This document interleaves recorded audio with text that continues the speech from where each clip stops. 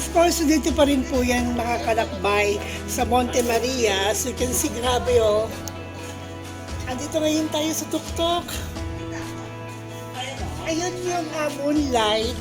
Kung mapapansin ninyo, ay ginagawa pa rin po. Ayan.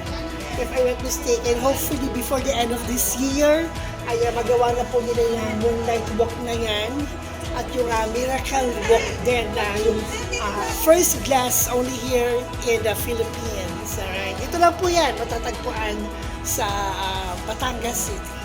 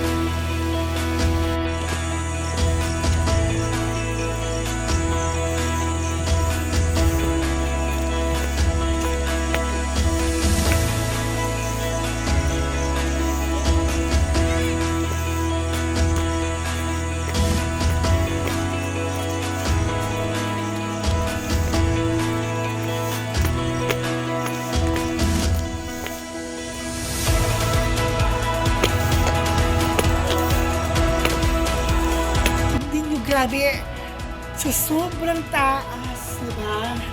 As in talagang nagka-flashback ako na during that time na pinuntahan ko ito before. This is my second time kasi, hindi pa ganitong ka-develop to.